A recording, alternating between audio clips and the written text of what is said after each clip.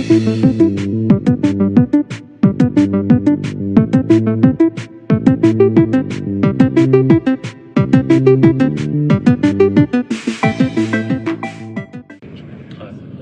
ラスホッパーの須田です。皆さんにね。そうですね。こっちで。はい。I'm Suda51 from Grasshopper. Yes. What inspired you to come back to Travis Touchdown and take it in such a new direction with Travis Strikes Again? 今回 Travis Strikes Again で新しいディレクションがありますね。はい。なぜもう一回 Travis のストーリーをやってなぜこれ新しいスタイルにやろうと思ったんでしょうか。一番はやっぱスイッチの発表じゃないかな。スイッチを見せてもらったときに、まだ NX だっけなんだっけ、そうですね。NX コードネームの時に見せてもらった時に、またすごいハードが出るなと思って、でそのタイミングでトラビスを復活させるのが多分すごく一番いいんじゃないかなと思って、そこで復活決めましたね。So when they first showed me the NX, when it was still called the NX before it became, the Switch, I was really impressed with the hardware, and I decided that it would be a great opportunity to bring Travis back on this hardware. Thank you. Answer your question? Absolutely. What got you into the video game industry? What drew you? もともとなぜゲームの業界に入っていたきっかけだったんですか？あんまりそうですね、この世界には入れると思ってなかったんですよね。でいろんないきさつがあるんですけども、僕が、ゲーム業界に入ったのはヒューマンという会社で、日本のパブリッシャーなんですけども、今はもう存在してないんですけども、その会社がプロレスゲームがすごく有名だったんですね。プロレスリングというシリーズがあって、でひょっとしたらプロレスゲームだったら作れるんじゃないかなと思って応募したのがきっかけで、それで運よく入ることができて、そうですね、最初1作目からディレクターっていう形で運よくゲームを作ることになりました。それがもう25年前。So originally, that's a good question. I never expected to join the video game industry either, he says. However, I saw an advertisement from a company called Human Entertainment. Human was a company who was very famous for the Fire Pro Wrestling series. Because I loved pro wrestling, I thought that maybe if it was pro wrestling, this would be something I could do. I could make a game in this genre. And so I applied, I got the job, I made a couple games in that series, and that was about 25 years ago, and here I am.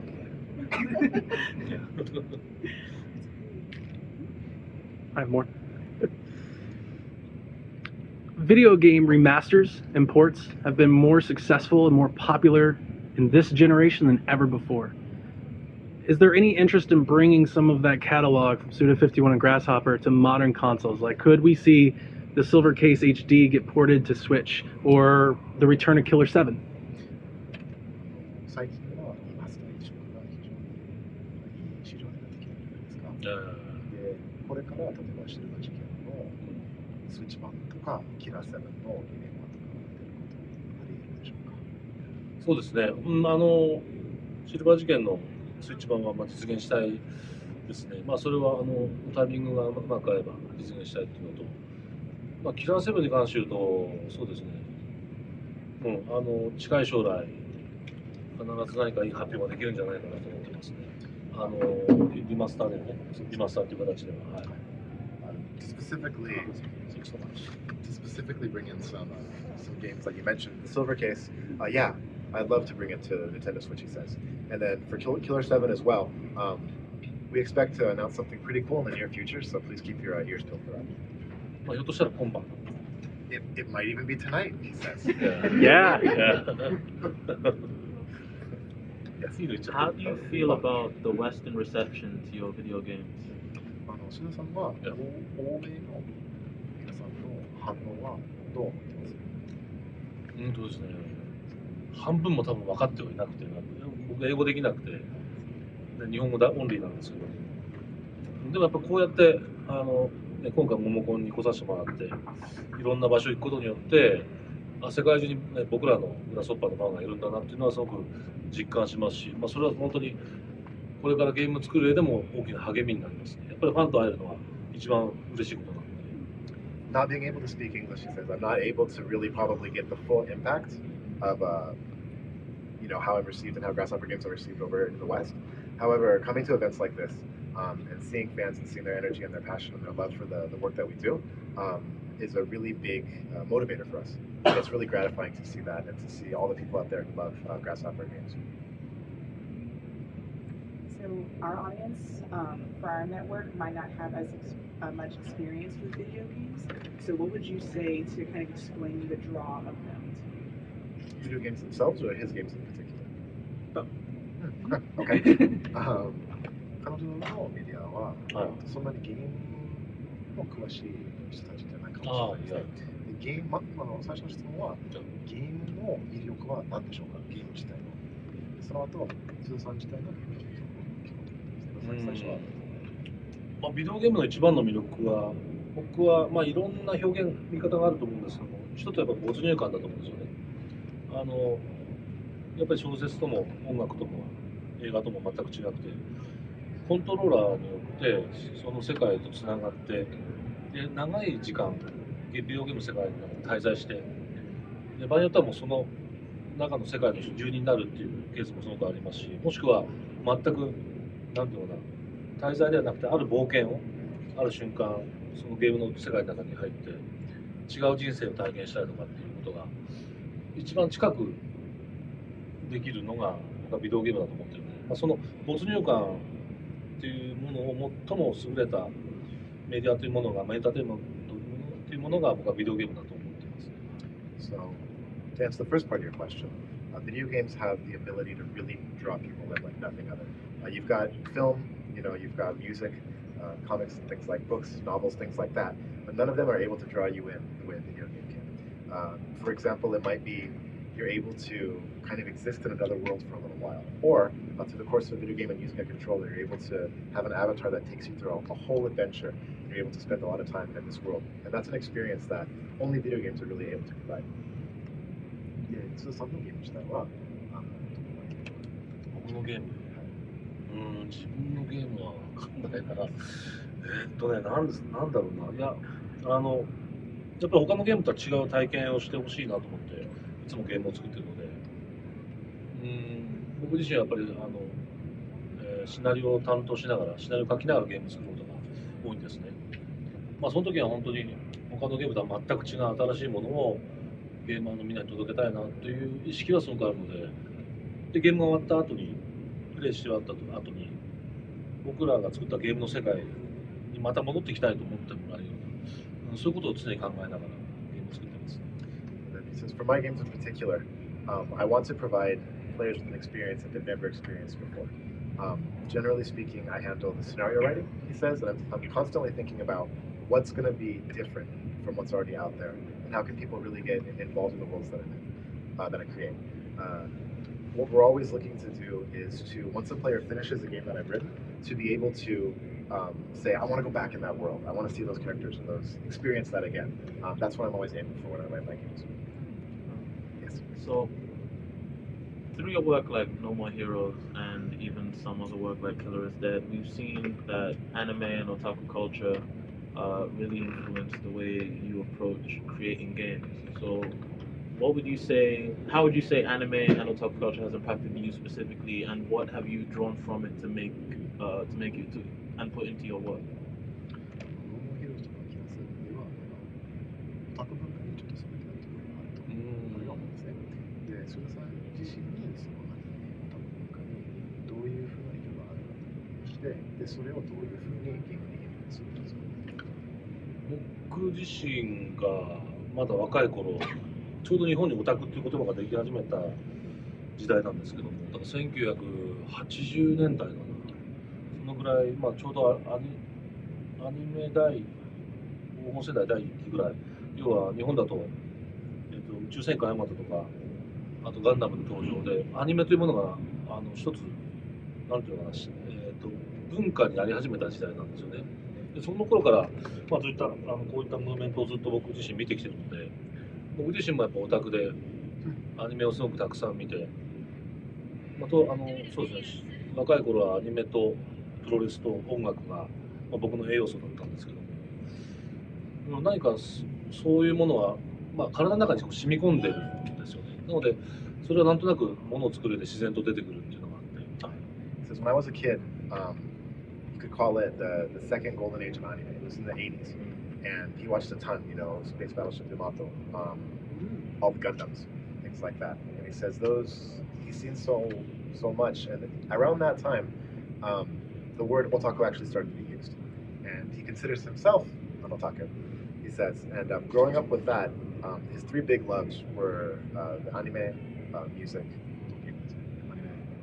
I'm pro wrestling.プロレスプロレス。 and pro wrestling. もちろんゲームもね。 And もちろん of course games. もちろんゲームだったし。 Of course games as well. And all those things are like a part of who I am as a person. And so those probably, because they're so fundamental to what makes me me, they naturally come out when I create a game. One more question. Old Japan or New Japan? Nice. やっぱりニュージャパン。 New Japan? その新日、その後に全日も好きになった。 Oh, okay. 三沢川田。三沢川田。その頃、天竜。Mm. で、また新日。まあ、両方好きでも、やっぱり両方好き。 He said he likes new, but it goes back and forth. There's Yeah. いや、でもスタートはニュージャパン。 New Japan. But New Japan's system. Yeah. ありがとうございます。どういたしました。 I don't know if anyone else is going to understand that. I have a question. Yes. I don't ever get to ask questions. I wanted to know, are you sad you didn't get to become a pro wrestler? And if you did become a pro wrestler, what would your name be? Ooh. プロレスになれなくてちょっと悲しいんですけど、もしプロレスの人だったらまあリングネームナイス。僕今173なんですよね、身長が。はい。もし僕が180センチあったらプロレスラーになりたいと思ってたんですよ。So he's 173 centimeters. If somebody wants to do the calculation, feel free. However, you have to be about 180 in order to do what he says. So he is. Otherwise, he would have tried. リングネーム。リングネームは多分マスクド・スミスっていう。マスクですね。マスクド・スミス。 I like that. I also か love っ wrestling. こいいね。ありがとう。彼女もプロレスラーです。あ、そうなんだ。ナイス。 Yes. I've noticed that your most recent games, Post No More Heroes 1, have dropped the slogan "Punk's Not Dead," and I was wondering if your views on the spirit of punk have changed throughout your career. 最近のパンクスナットデッドっていうスローガンはもう使ってないように見えますね。あそれでなんか最近変化があってパンクやパンクに対してがちょっと自分の持ってるイメージが違ってきたとかってありますか？あ。いや、あんまり、そんなに、まあ、昔はスローガンでよく歌ってたんですけども、最近は、あんま歌わなくても、なんとなく作品単位でそうプロモーションすることが多いので、なんかみんなにはもう伝わってんのかなっていう。自分で言わなくてもみんなパンクって言ってくれる。なるほどですね。まあまあ、あえて言ってないだけで。He said no. There was a period definitely where that was like the slogan that I used for all of my games. He says, and more recently, people have naturally come to recognize like the punk ethos that exists within my games. So it no longer became necessary to have to say that or use that every time. But of course, that mentality and that idea towards it is still very much there within my work. Was there any game or video game that you helped develop that kind of took off more than you thought it would? Like became more popular than you would have ever imagined? 渋さんのゲームの中で思った以上に人気になったゲームがありますか？ああ、でもロリポップチェーンソーかな。ロリポップチェーンソー。いやー、もうびっくりした、やっぱり。すごく成功する、ヒットするなと思ってたんですけども、やっぱり自分が思ってた以上にすごくヒットしてる。ワーナーの力っていうのもあるし、ワーナーがすごくいいプロモーションしてくれてる。He said, yeah, I mean, to a degree, I expected it would be a success, but I never imagined that it would reach the heights that it did. And you could probably attribute that to Warner being involved with that. That probably gave that game a really big boost. あとはまあ、キラーセブンが僕はあんまりヒットしてなかったっていう印象がすごくあって、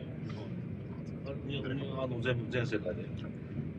なんですけども、この間、任天堂の人から、もうヨーロッパでは大ヒットだったっていう、まあ、やっぱり世界的に売れたっていうことを言ってもらえて、あ、キラーセブンってヒット作だったんだな。それは、僕ら知らなかったので、改めてちょっとびっくりして、最近の話ですね。another one would be Killer 7. Recently, I met with someone from Nintendo of Europe. They said, you know, that game was really a big hit over in Europe. So when it came out, Japan, North America, Europe, there was really no understanding that the game was doing particularly well. And so to hear that later on, especially since it was so recently, and to realize that, wow, that game was actually a hit has been really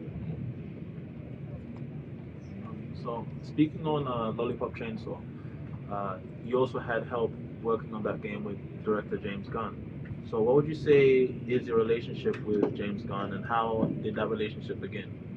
ロリポップの時は、ジェームズ・ガン監督さんうん、いやいや今はジェームズさんとそういうリレーションシップがあるんですけど、そしてどうやってそこ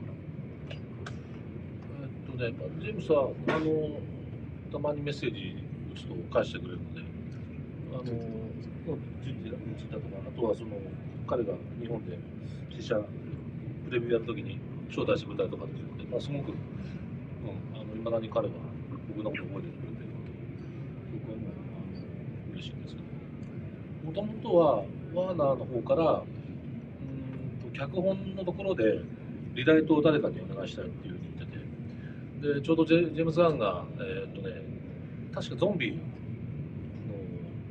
脚本かなんかを確か担当してたんですよ。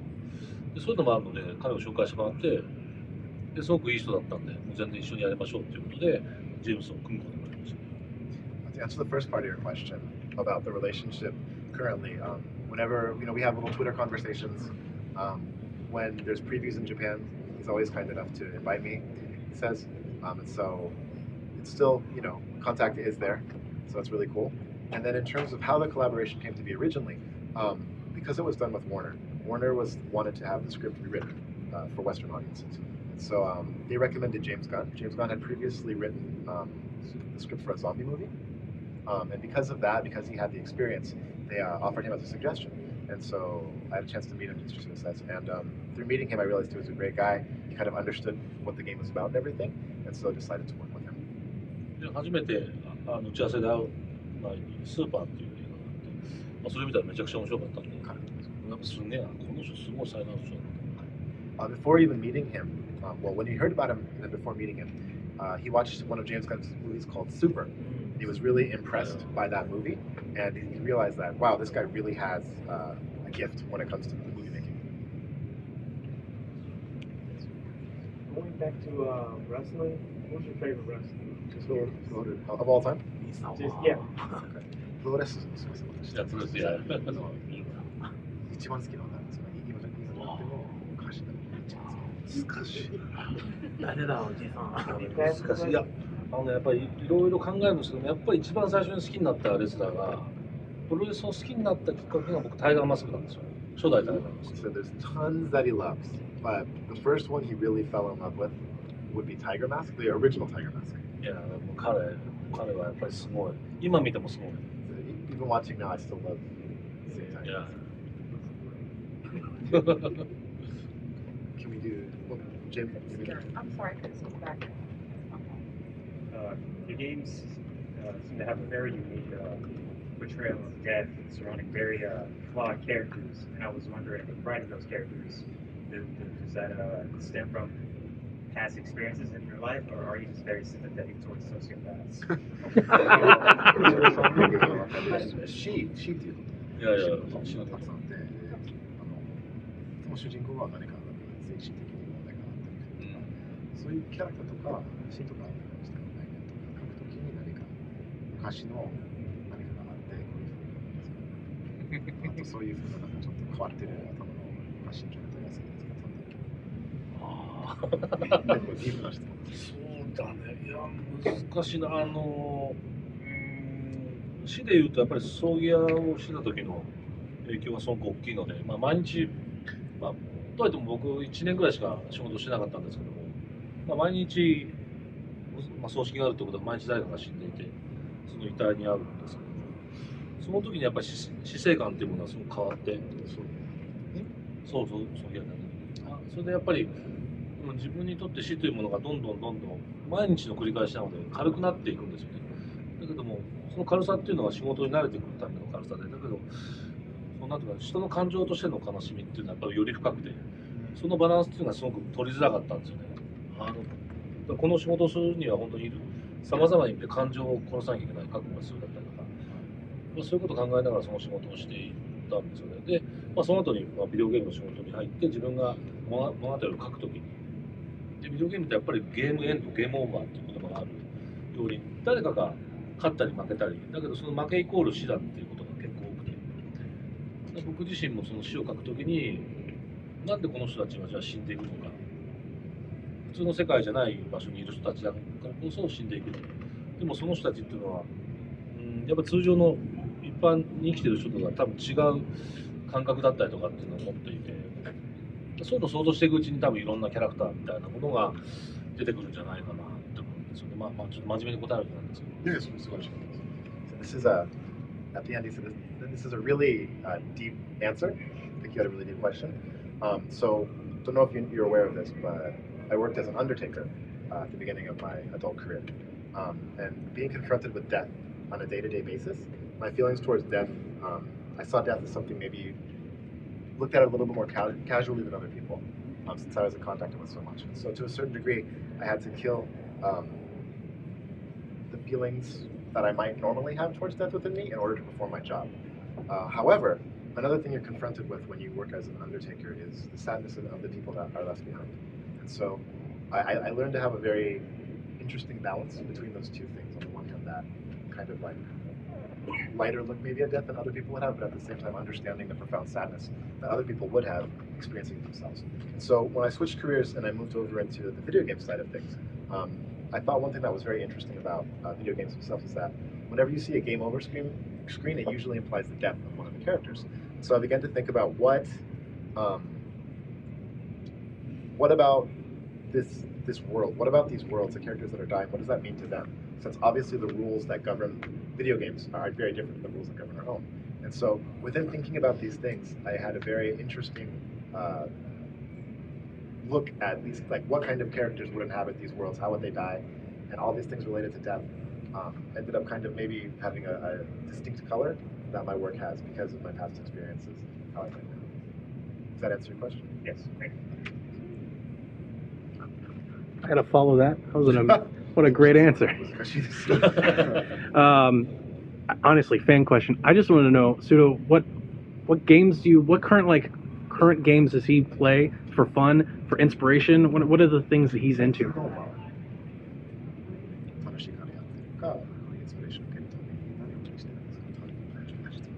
でもやっぱりインディーゲームをプレイする機会がすごく多くて、日本の雑誌、ゲーム雑誌で連載も持ってるんですけど、そこでも必ず遊びますし、それ以外もインディーゲームを目にする機会がすごく多くて、今回プロモーションツアーもあったんですけど、トラビス・ストライク・サーゲンの、そこでもやっぱりインディーゲームにどうしても目が行くんですよね。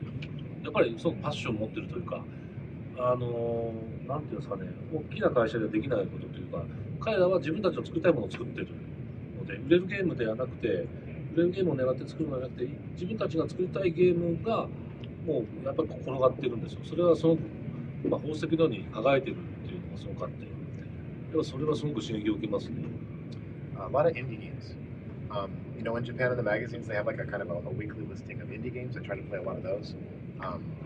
Honestly, for this recent tour that we've been doing for Travis Strikes Again, I get to meet a lot of indie creators, and seeing their passion is something that's incredibly inspiring. They're really putting their all into creating the works that they do, which becomes an inspiration to me. And by the same token too, because they put so much passion into their work, he says their work ends up shining like jewels because of all the hard work they put into it. So definitely receives a lot of inspiration from that. Definitely plays a lot of indie games.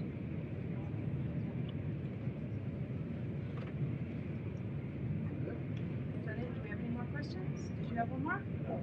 Yes,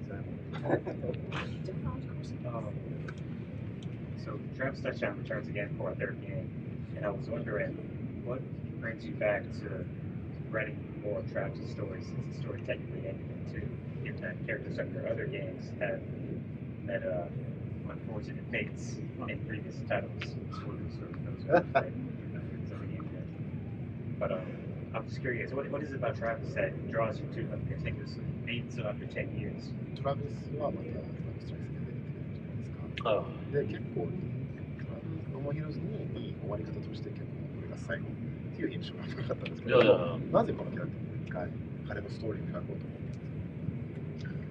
まずファンがこのキャラを、トラビスってキャラをすごく愛してくれていて、やっぱり、作らない時間の間でもトラビスの復活をすごく求めている声が、ツイッターだったりとか SNS だったりとかもそうだし、いろんなファンの人たちに会うと、またトラビスに会いたい、ノーマンヒーロード3をっていうことなんかそういったものがなんとなく僕の中にもイメージとしてずっとあって、でトラビス自体も何かずっとまだ別の場所で生きてる、でやつは何か今何してるのかなみたいな感じをずっと僕の頭の中でもトラビスの存在がずっと存在していて、あるタイミングで彼の物語を書きたいなっていうのはずっと思ってたんですよね。それがすごく今回のタイミングにバッチリあったので、僕自身の思いもそうだし、あとファンの人たちがなんかすごく応援してくれた、後押ししてくれたというのが大きくて、それでトラビスもやっぱりそうですね、復活しました。One of the big things is the voice of the fans. Like you said, it's been about 10 years since Travis has, been in a game or anything. And within that time, lots of fans on Twitter or other places say, "Where's Travis? What's Travis doing? Can you make No More Heroes 3?" The love and the passion that fans have for Travis after all this time has always been really impactful to me. And then even within me myself, somewhere in some part of my brain, Travis is there, kind of doing his thing. And I kind of would think about, I wonder what he's up to now.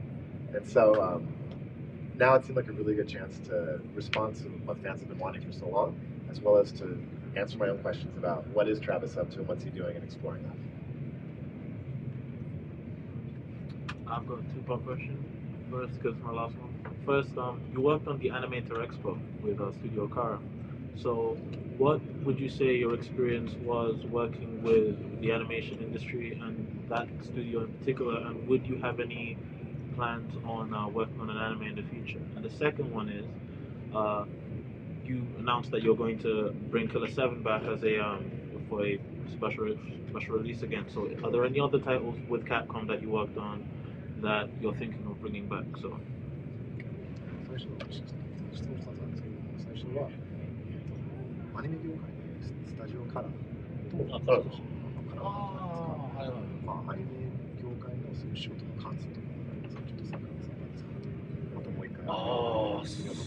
そうですね。アニメ大日本一っていうね、ものに参加させてもらって、僕が脚本で、神風動画っていう最近こっちでも有名なのかな、ポテピピックとか、アニメを作ったりとかしてくれていて、彼らは本当すごく面白いスタジオで、そことはゲームの仕事でもね、実は一緒にさせてもらって、なんだっけな、月影の時男というアニメを作ったんですけども、なんだろうな、やっぱり、カラーさんのところに通って、たまに日本で有名な安野さんっていうエヴァンゲリオンの監督さんがいて、安野さんにもお会いしたりとか、なんか貴重な時間ですごく楽しかったですね。アニメ作る大変さもすごくよく分かったし、でもなんか、アニメがやはりゲームとは違う形で世界中の人たちに愛されてるっていうのは、僕自身もよく分かってたんですけども、彼らのこういう場所で作ってるエネルギーみたいなものが、すごくエネルギーともこの内に向けたエネルギーなんですよね。机に向かってコツコツコツコツ作っていくっていう、そのアニメの素晴らしさみたいなものはすごく近くでできてやっぱ嬉しかったですね。すごくいい影響というか、はい。So yeah, like you said, I worked with Studio Kara. We worked with Kamikaze Doga, so Kamikaze Pictures, I guess you could say. And obviously they're really famous now for Pop Team Epic.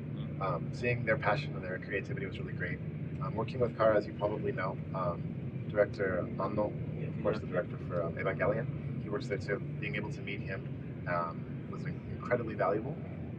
The work that I work on, Tsukikage no Tokyo is the work that I worked on, specifically says, but doing that I got to see actually the animators themselves and the amount of energy they pour into the pages in front of them or what they have in front of them was just amazing. And then seeing their work on that and seeing obviously just how beloved anime is all over the world and things like that, it was a really good inspiration for me as a creator, and I hope I've been using that positively for my own works going forward. Let me ask you a second question. I'm interested.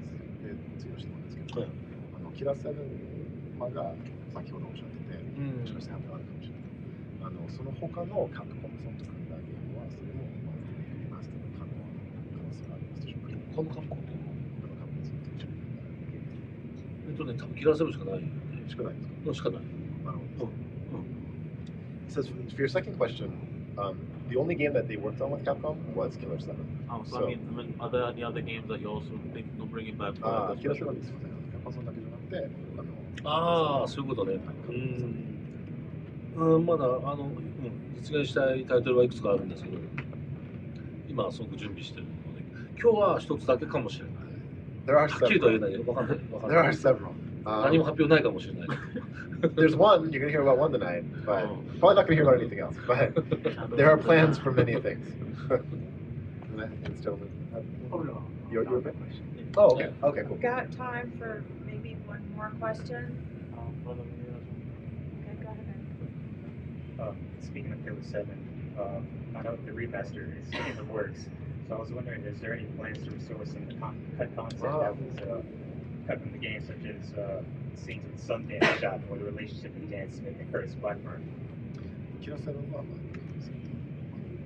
何かの形で出すとおっしゃっています。ああ、そうですね。今回のお知らせだったら、元のゲームに入っているカットカンテンツ、例えばサンダースとかのところとか、そういうところは、もともとカット入らなかった部分は今回入れようと思っています。ああ、そうですね。カプコンさんからは、まあ、いわゆるリマスターか、リマスターしていいよとは言ってもらってるので、ただ、条件としては何も変えずにやってほしいっていうのが、カプコンとの約束なので、そこは前作はもともとのオリジナルを準じた形になると思います。It says when you know this does actually come out, one of the conditions given to me by Capcom was not to change anything from the original. It needs to be faithful to the original and what it was originally, so it'll come out in a form like that when it does come out.